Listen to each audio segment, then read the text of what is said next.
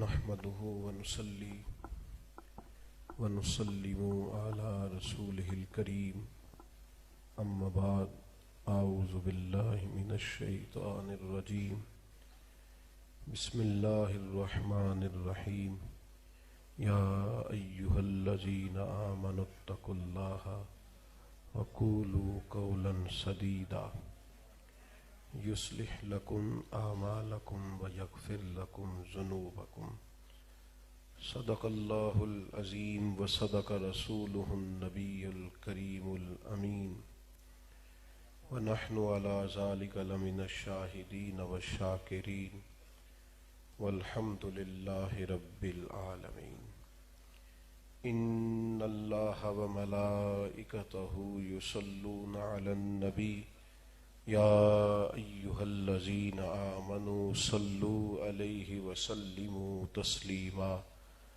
اللهم صل على سيدنا ومولانا محمد معدن الجود والكرم وآلہ وصحبہ وبارک وسلم صلاۃ وسلاما علیک یا رسول اللہ۔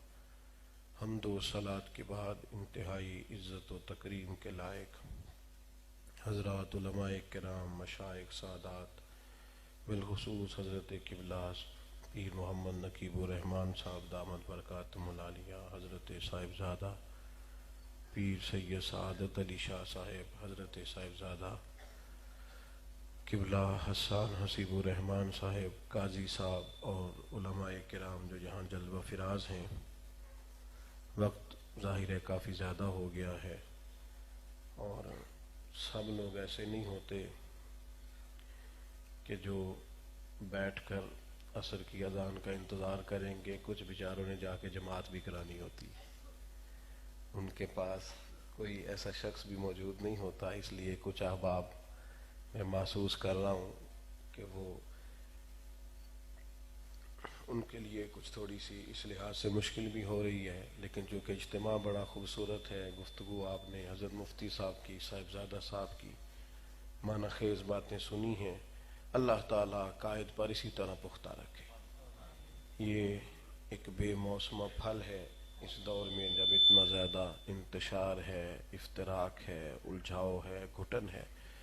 اللہ تبارک و تعالی مزید برکتیں اور مزید توفیقات عطا فرمائے۔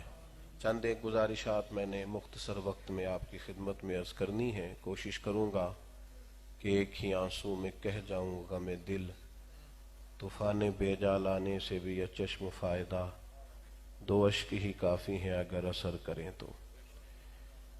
ایسا نہیں ہے کہ لوگ صرف ہماری اصلاح چاہتے ہیں، ہم بھی چاہتے ہیں کہ ہم ٹھیک ہو جائیں۔ جس انسان کی عادات میں، اخلاق میں کمزوری ہوتی ہے، وہ سب سے زیادہ خود اپنے آپ سے پریشان ہوتا ہے، اور اس کے فوراً بعد جو لوگ اس تکلیف کا شکار ہوتے ہیں وہ اس کے اہل خانہ ہوتے ہیں، اس کے قریبی لوگ ہوتے ہیں۔ کسی شخص کی جب اصلاح ہو جاتی ہے، جب وہ صبر جاتا ہے، اس کے اخلاقی رویوں میں تبدیلی آ جاتی ہے، تو سب سے پہلے وہ خود سکون محسوس کرتا ہے۔ جس طرح کسی شخص کی کرتے کا یا ویسٹ کوٹ کا ایک بٹن اگر کسی وقت ٹوٹ جائے تو پوری محفل میں کسی کو بھی پتہ نہ ہو کہ بٹن ٹوٹا ہوا ہے، لیکن جس کا ٹوٹا ہوتا ہے وہ بڑا پریشان ہوتا ہے، بار بار توجہ اس کی ادھر جاتی ہے کہ یار یہ کبھی میں بدل کے آ جاتا، مجھے موقع مل جاتا۔ آپ کے چہرے پر تھوڑی سی بھی مٹی لگ جائے تو آپ کو بڑا پریشان کرتی ہے، بار بار انسان آئینے کی طرف بڑھتا ہے۔ دو ایک بوجھ بھی انسان کے ظاہری جسم پہ ہوں تو وہ بڑی اذیت کا باعث ہوتے ہیں، سب سے پہلے اس کے اپنے لیے۔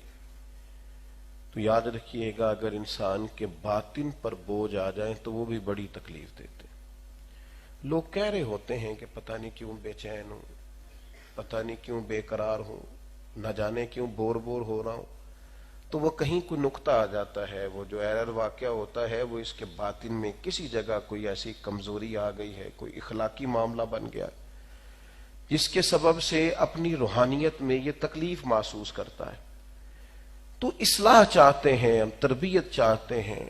ایک ذرا سا زکام اگر کسی شخص پر ہو تو پوری طبیعت کو بوجھ کے نیچے لے لیتا ہے، آپ اٹھ نہیں سکتے۔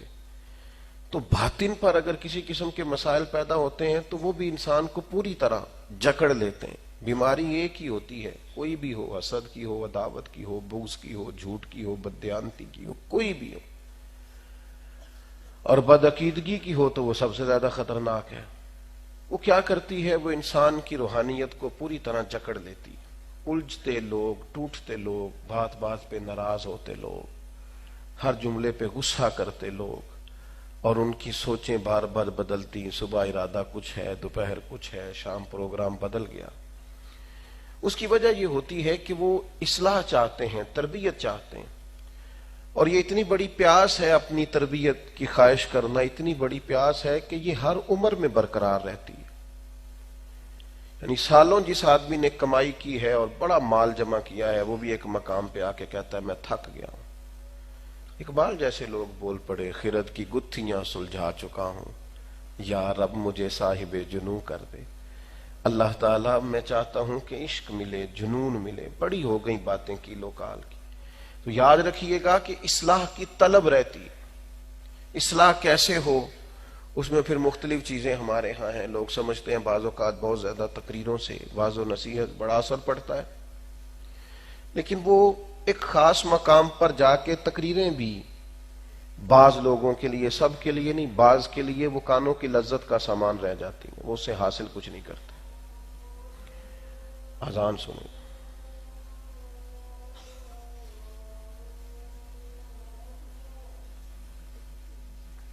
جی جی جی جی جی جی جی ٹھیک ہے، ہونے لگ گئی ہے تو سن لیجیے.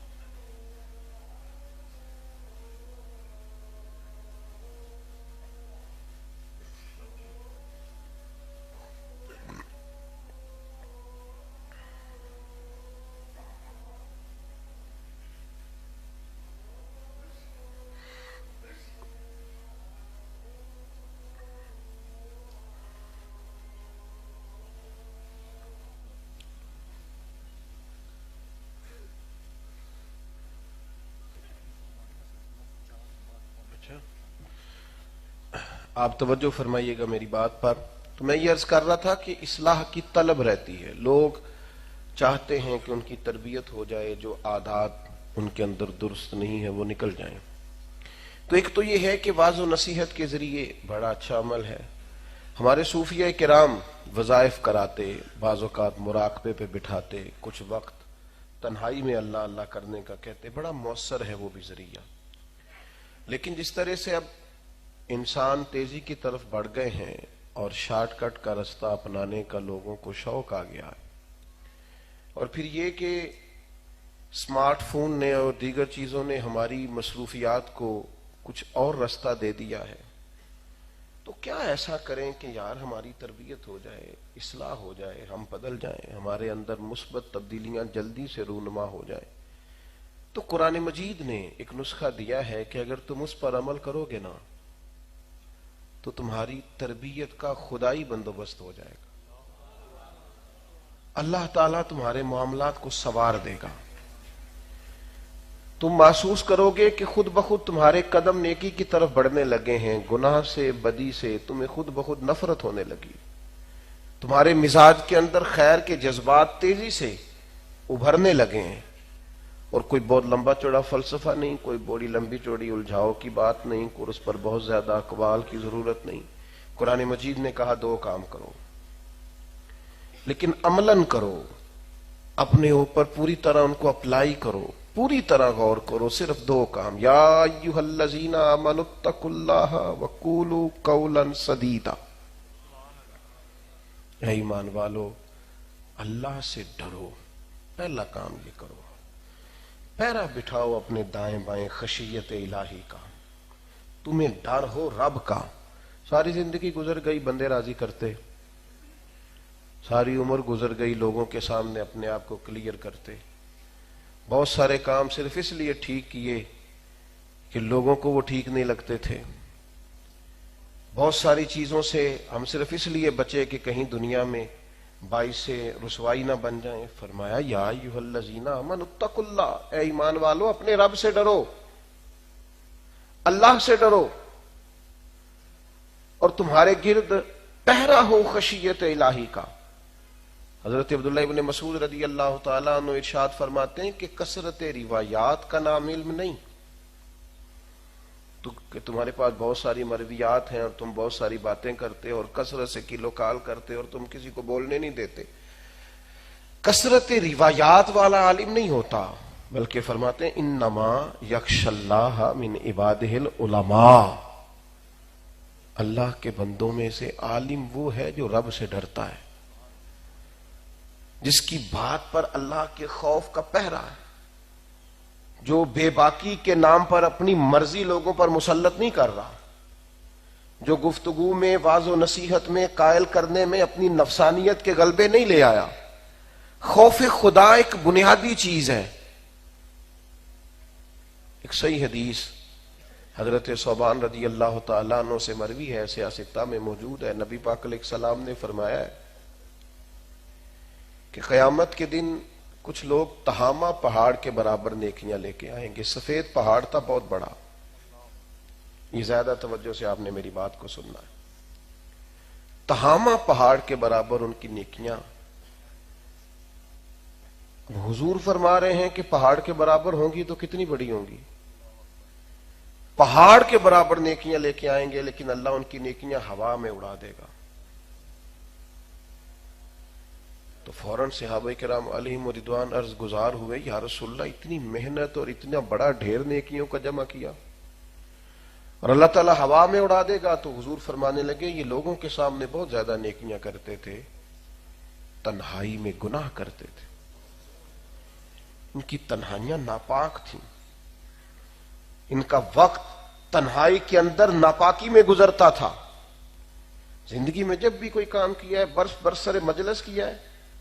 ایک دوست ایک دفعہ آ گئے ہمارے دیہاتی ماحول میں، اس طرح کے کام بھی ہوتے ہیں. اسٹیج پہ آ کے میرے کان میں کہا کہ آپ کو محفل میں بڑی کرسی پہ بٹھایا گیا ہے تو آپ سفارش کر دیں، مجھے بھی حضور کی بارگاہ میں چند شعروں کی حاضری لگوانی ہے.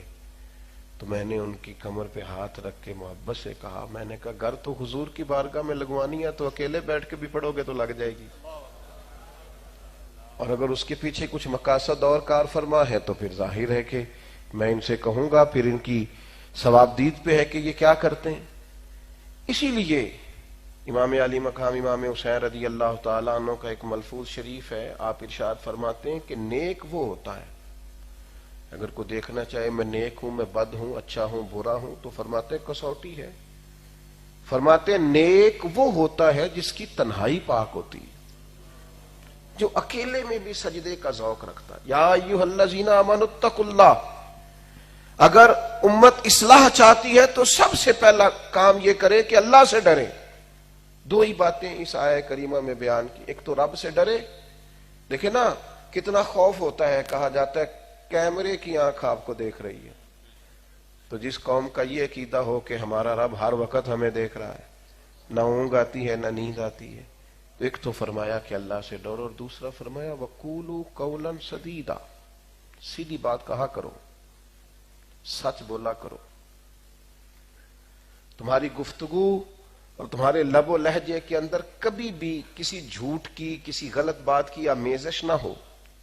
امامہ باندھنا سنت ہے، داڑھی رکھنا سنت ہے، مسواک کرنا سنت ہے، عظیم سنت ہیں. لیکن نبی کریم علیہ السلام کی جو سنت سب سے پہلے اور جو طریقہ سب سے پہلے لوگوں کے سامنے آیا تھا وہ صادق اور امین ہونا ہے. محبوب سچ بولتے ہیں، سچی بات کرتے ہیں. سچائی کا طرز اختیار کرتے ہیں. تو میرے عزیز آپ یاد رکھیں گے سیدھی بات کہی جائے.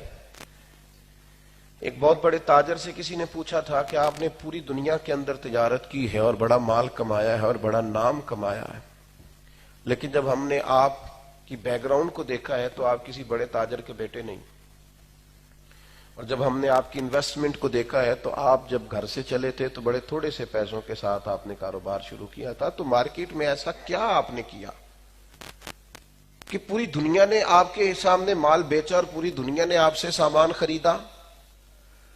کوئی ایک بات بتائیں. تو سادہ بندہ تھا، اس نے سادی بات کی. اس نے کہا میں نے زندگی میں نہ صرف ایک کام کیا ہے، میں نے اپنا اعتماد لوگوں کے سامنے قائم رکھا ہے. میں نے سچ بولا ہے، میں نے جو کہا ہے وہی دیا ہے. کیا مسئلہ ہے اس وقت پوری دنیا میں مسلمان کا؟ دعوے اور ہیں اور اس کے جواب میں دلیل کچھ اور ہے. میاں بیوی کا رشتہ کس بنیاد پر قائم ہوتا ہے؟ صرف اور صرف اعتماد کی بنیاد پر.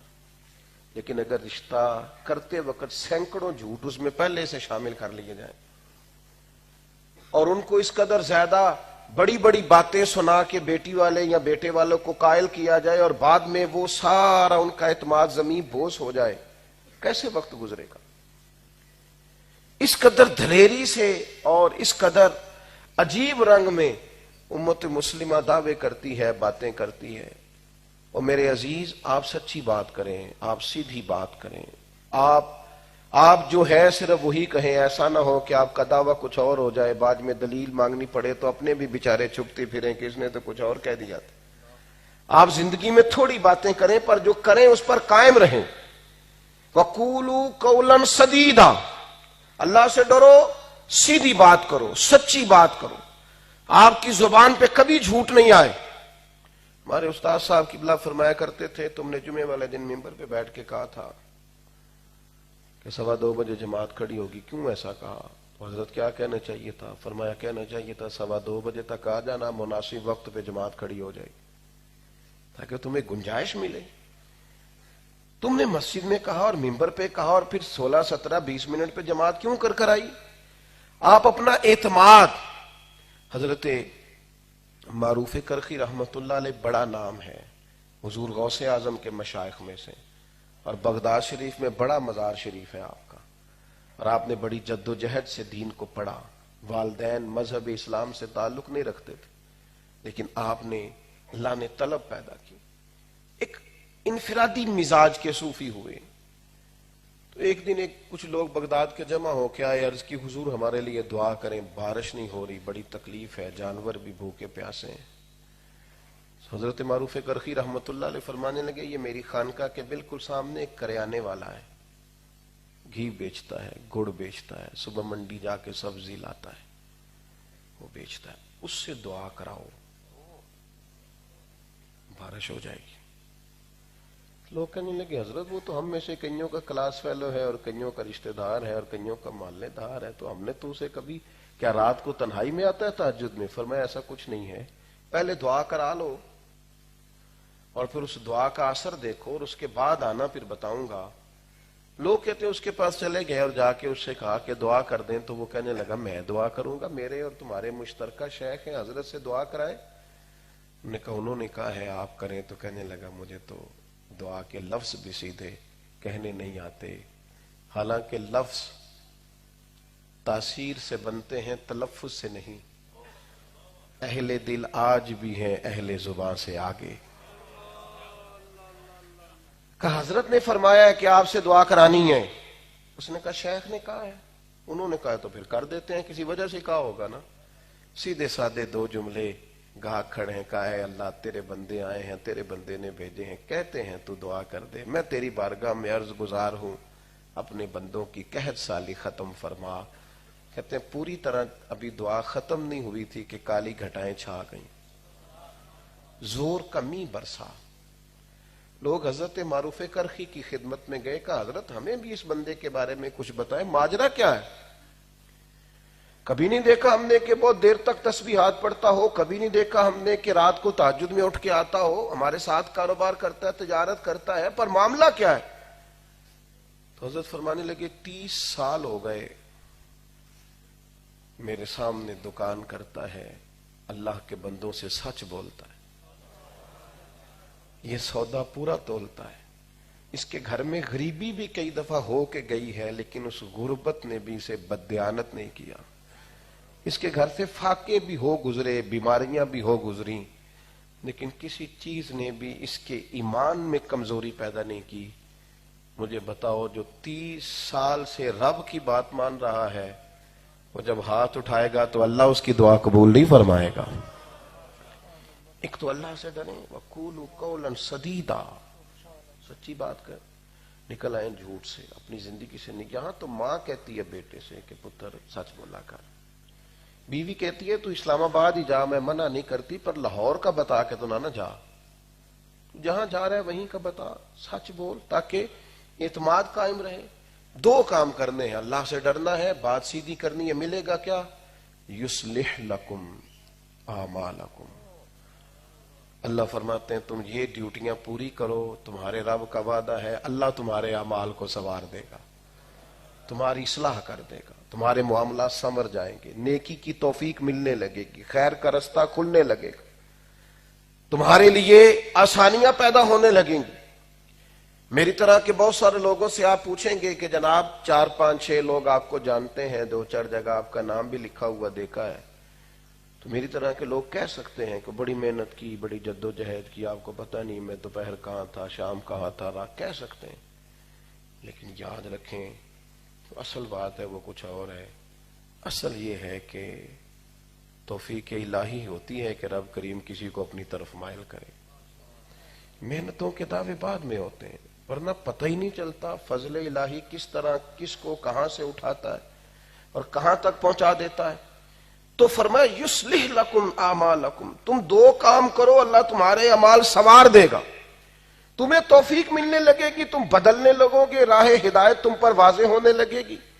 تم بات ٹھیک کرو، سچی کرو، اللہ سے ڈر کے اپنے معاملات زندگی ترتیب دو، تو مالک صرف اتنا ہی ملے گا. فرمایا اعمال بھی سنوار دوں گا، وَيَغْفِرْ لَكُمْ ذُنُوبَكُمْ، اور اس سے پہلے جو گناہ ہو گئے اللہ تمہارے وہ سارے گناہ بھی معاف فرما دے گا. اپنی زندگی میں 2 3 چیزیں ضرور پیدا کریں. ایک تو سوچ ہمیشہ صاف ستھری رکھیں. بدگمانیاں بڑی خطرناک ہوتی ہیں. اللہ نے اتنی خوبصورت مخلوق بنائی ہے، ہم برا سوچ سوچ کے، غلطیاں نکال نکال کے اس کا حسن ضائع کرتے رہتے.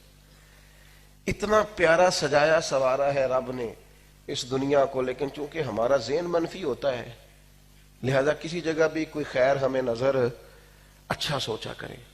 ویسے بھی ڈاکٹر کہتے ہیں جو بندہ اچھا سوچتا ہے صحت مند رہتا ہے، اس کی صحت بھی اچھی رہتی ہے.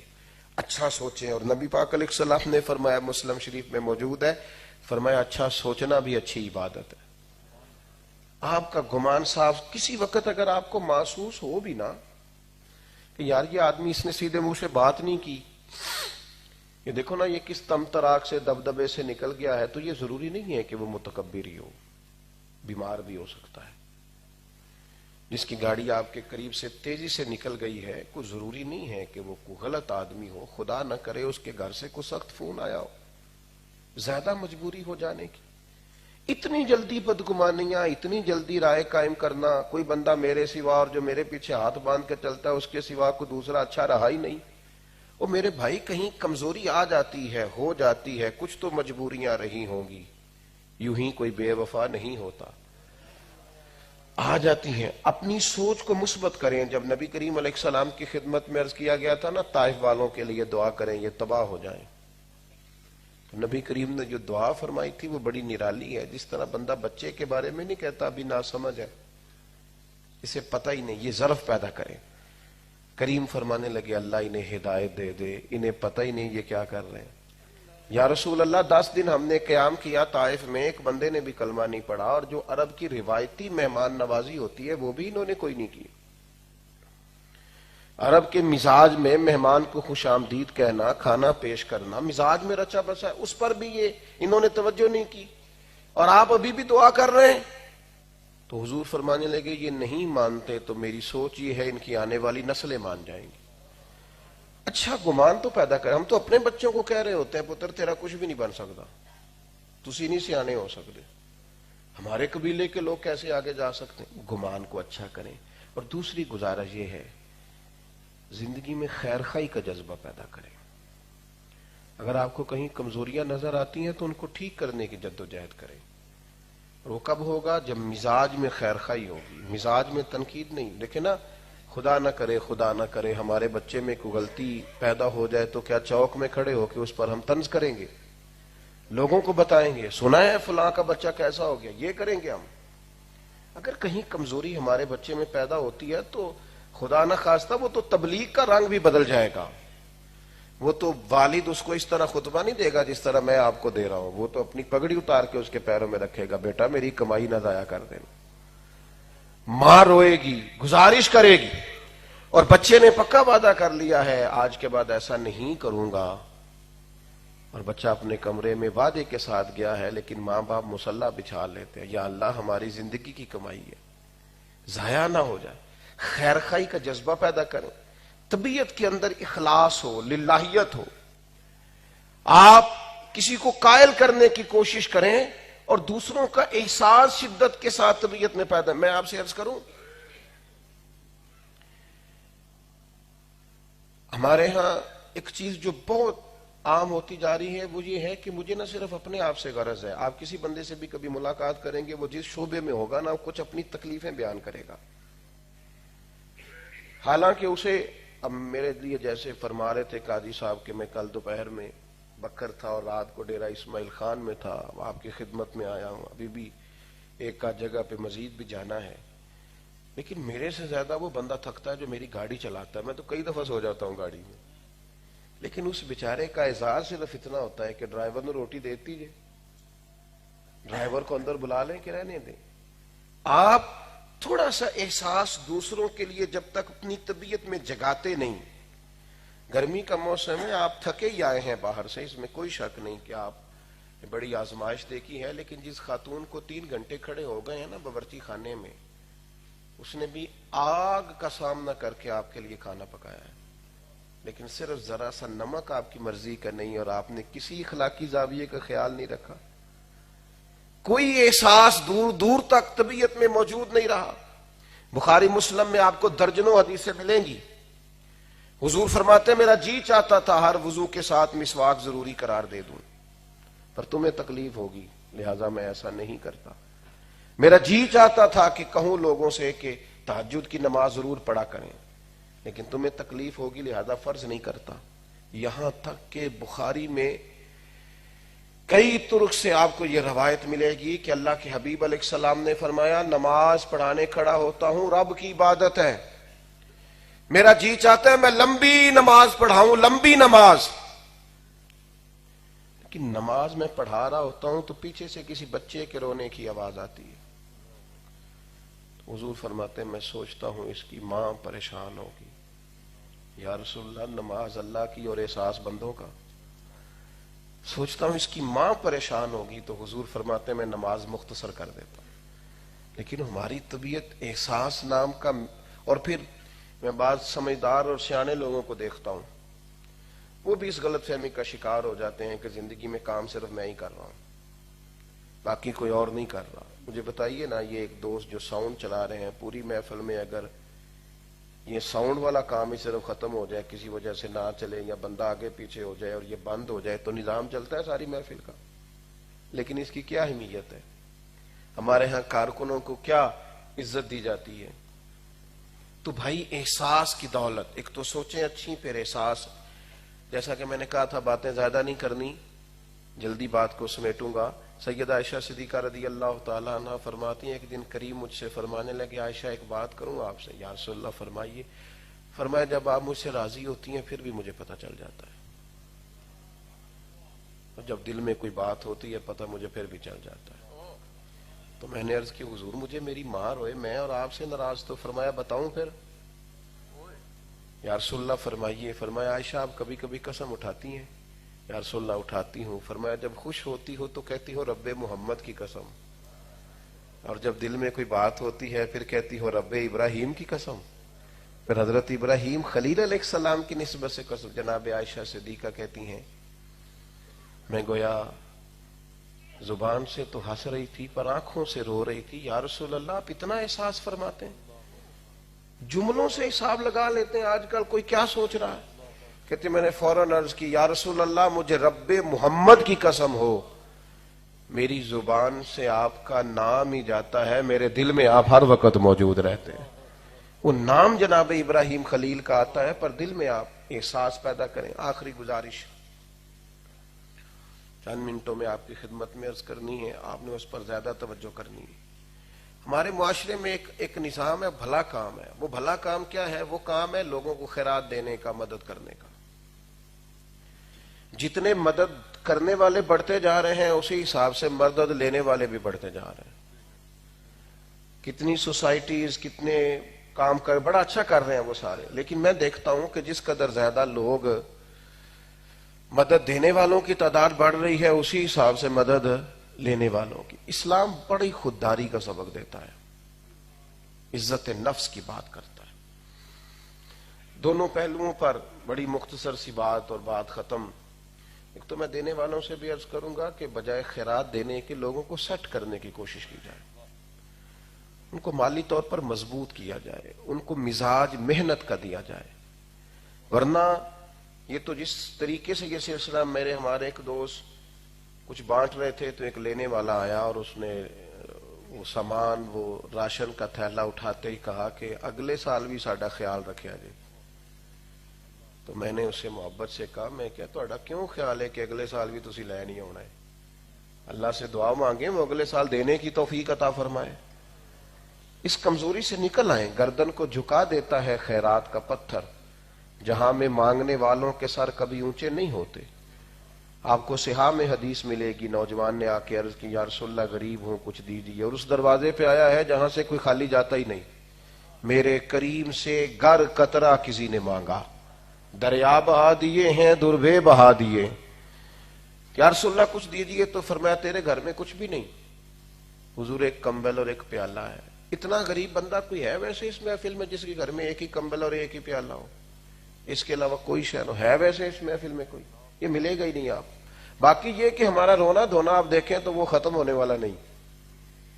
تو حضور نے فرمایا لے کے آؤ, تو وہ لے کے آئے. تو کریم فرمانے لگے کون خریدے گا؟ ایک صحابی نے کہا یا رسول اللہ 1 دینار, ایک نے کہا 2 دینار. حضور نے 2 دینار والے کو وہ کمبل پیالہ بھی بیچ دیا, گویا ساری چیزیں ہی ختم. فرمایا 1 دینار کا کھانا گھر لے جا, 1 دینار کا کلاڑا لا. نوجوانوں سنو, یہ انویسٹمنٹ ہے. دیار عشق میں اپنا مقام پیدا کر, نیا زمانہ نئے صبح و شام پیدا کر. امیر رشتہ داروں سے امیدیں چھوڑ دیں, بڑی گاڑیوں کے پیچھے بھاگنا ختم کریں. اپنی دنیا آپ پیدا کر اگر زندوں میں ہے. سر آدم ہے ضمیر کن فکا ہے زندگی. کہا جا کلاڑا لے کے آ. وہ کلاڑا لے کے آئے تو حضرت ابو ہریرہ فرماتے ہیں نصیب دیکھو بندے کے, اس کلاڑے میں دستہ نبی پاک نے اپنے دستے مبارک سے لگایا. فرمایا جا لکڑیاں کاٹ, بیچ بھی اور کھا بھی اور کھلا بھی, اور 15 دن کے بعد مجھے ملنا. کہتے ہیں وہ محنت کرنے گئے, لکڑیاں کاٹ کے لاتے, بیچتے, 15 دن کے بعد ملے. تو کریم فرمانے لگے اب کیا حال ہے؟ عرض کی حضور پہلے ایک پیالہ تھا, اب تو سارے گھر کے برتن بن گئے, بستر بھی سارے ہی آ گئے. اپنے مزاج میں محنت لائیں. باقاعدہ بیعت لی تھی رسول پاک صلی اللہ علیہ وسلم نے صحابہ سے, بخاری مسلم میں موجود ہے. فرمایا میرے ہاتھ پر بیعت کرو, کسی دنیا دار کے سامنے ہاتھ نہیں پھیلاؤ. کہ مزاج میں خودداری لائیں دوست, ورنہ اصلاح کے پہلو ممکن نہیں رہیں گے. اور دوسرا, ایک تو دینے والے سیٹ کرنے کی کوشش کریں, اور دوسرا جو لینے والے ہیں وہ اپنے دل میں ایک بات اچھی طرح بٹھائیں کہ دوسروں سے مدد لی جاتی ہے. کہیں کوئی کمی رہ جائے تو مدد لی جاتی. اگر کل مل آپ کی توجہ اس طرف ہو جائے گی نا جس طرف کو دے رہا ہے. ہمارے ہاں بعض اوقات مالدور لوگ شکایت کرتے ہیں, وہ کہتے ہیں جی کس کس کو دیں؟ مسجد مدرسہ ہے, محافل ہیں. پھر اس کے بعد ایک اور مسئلہ ہے, اب تو چھوٹے بچے جو کرکٹ میچ کھیلتے ہیں وہ بھی کہتے ہیں ہمیں کوئی فنڈ مل جائے نا تاکہ کوئی سامان آ جائے. اس قدر زیادہ نہیں آپ ان چیزوں کی طرف توجہ کریں, اس سے کمزوری آتی ہے زندگی میں. اپنا مزاج اس طرح کا بنائیں کہ توجہ رب رسول سے ہو, اللہ والوں سے ہو, آپ کی محنت پر آپ کا انحصار ہو. زندگی جد و جہد سے گزرتی ہے, عملی کام سے گزرتی ہے. حضرت حسن بصری کو آ کے ایک نوجوان نے کہا تھا آج کے بعد میں نے کوئی کام نہیں کرنا. فرمایا کیا ہوا؟ کہنے لگا میں نے دیکھ لیا ہے اللہ کس طرح اپنے فضل سے رزق پہنچاتا ہے. آج میں نے دیکھا ہے جنگل کی طرف میں گیا تھا کہ ایک شیر نے شکار مارا ہے, آدھا کھایا ہے اور آدھا منہ میں لے کے پہاڑ پہ چڑھا ہے, وہاں اندھی لومڑی بیٹھی تھی اس کو کھلایا. تو جو رب معذور لومڑی کے لیے بندوبست کرتا میرے لیے بھی کرے گا. سمجھ آ گئی یا رزق ملے گا. تو خواجہ حسن بصری ہنس پڑے, فرمانے لگے کہانی میں کردار تم نے دو دیکھے, نتیجہ اپنی مرضی کا کیوں نکالا؟ حضور کیا مطلب؟ فرمایا ایک شیر دیکھا ایک لومڑی دیکھی تو گھر آ کے لومڑی بننے کا پروگرام بنایا, شیر بننے کا کیوں نہیں بنایا؟ اٹھ باندھ کمر کیوں ڈرتا ہے, پھر دیکھ خدا کیا کرتا ہے. تو مزاج میں خودداری لائیں.